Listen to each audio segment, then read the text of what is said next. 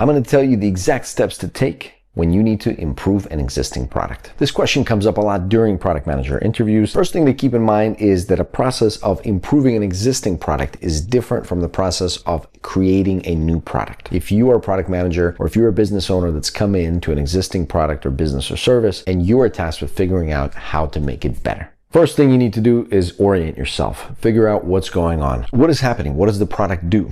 What does the company do? What is the product's objective? What is the company's mission? I ask these questions all the time, but it's even more important when you've inherited an existing product and you need to figure out what's what. First thing you need to understand is what's the status quo. Orient yourself in the environment. Get as much detail as you can. You might be tasked with different aspects of the business. When you're just starting out, you might be asked to improve a certain feature. As you get a little bit more experience, maybe your job will be to improve a set of features or to improve an actual product or maybe even a whole business or a suite of business. Depending on where you are with your experience level, you might be working in different environments and different situations. But the questions you're going to ask yourself are always going to be very similar and the process is very similar. First thing I think about when doing a lot of stuff relating to product management and business is think about the users. Who are the users? Who are the customers? Try to understand, especially if you're inheriting an existing product, it already has users. Make sure you create an inventory of who these people are. What problems do they have? So when you've got the entire user base, try to divide it into meaningful cohorts. Try to divide it by behavior, by use case. How are they approaching the product? What are they getting out of it? How are they interacting with it? Take each segment and put yourself in the shoes of a user in one of those segments. Think about the underlying motivation. Now, break each of those experiences into a specific user journey. So let's say you've got 3 different types of segments that you've identified. What is it like to use the product as that user in that group? Starting from the very top, how do you learn about the product? How do you first start using the product? What are your interactions step by step with the product? You can also break these down into different use cases. Some users and some user segments might interact with product in different ways entirely. One person might be approaching it casually, another person might have a specific use case, something they need to do every day or every week. Think about those use cases, think about those user journeys. Now, you've mapped those out for each user group, each user journey, each use case. Now think at every step, what are the pain points that you as the user are experiencing? What are the friction points? Always keep the user motivation in mind when you're thinking,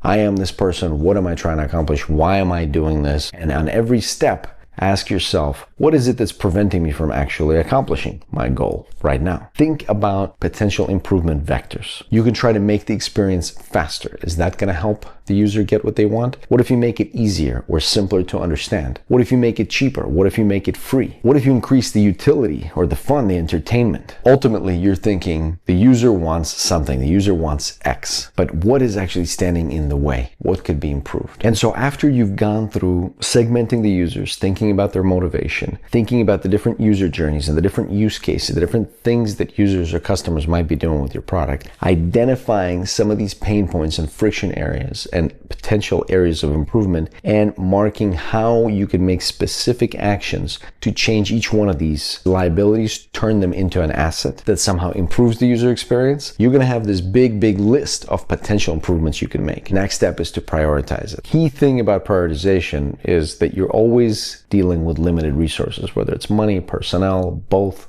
You're trying to have the biggest impact with as little effort as possible. The reality is you really should be weighing impact over effort, and whatever comes out should be prioritized. So that's how you improve a product in a nutshell. You can use this methodology on a business, on a product, on a feature, really on anything that can be improved, as long as you're always looking at it primarily from the user's point of view. If you like this video, make sure to smash the like button and share with your friends that may be interested in building or product management or business. And of course, let me know down in the comments if you have any questions or if you want to know anything else about how to improve an existing product. Thank you very much for watching.